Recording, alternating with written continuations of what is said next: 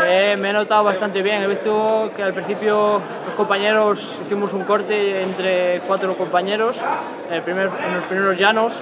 Hemos hecho un corte de bastante gente y que queríamos romper la carrera desde el principio, y al final nos acabaron cogiendo en el primer puerto, o sea, en el primer pueblo que entramos nos acabaron cogiendo, pero bueno, por lo menos ahí lo intentamos también, romper la carrera.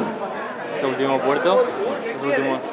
Este último puerto me he quedado bajando porque había bajado al coche y hablaba con el director y sabía que podía estar delante, me encontraba bastante bien y mi equipo se ha involucrado mucho en mí y hemos empezado el primer puerto y sabía que tenía que darle las gracias por todo lo que han hecho y no me lo pensé 2 veces, sabía que estaba a 1.24 del líder y tenía que hacerlo desde lejos, y que fue coronar el primer puerto a falta de 500 metros y arranqué y dije yo pues hasta el final, hasta donde me dé.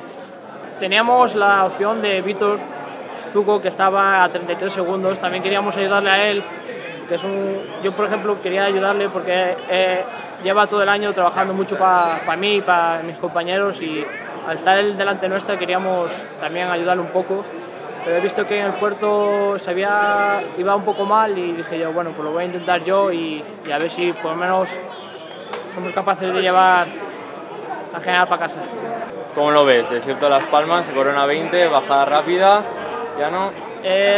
Va a ser difícil porque hay gente muy buena que está ahí delante y va a ser difícil, pero tenemos un buen bloque, un buen equipo que seguro que se va a involucrar mucho en mí y intentaremos llevarnos el liderato para casa. Vale, pues muchas gracias. A vosotros.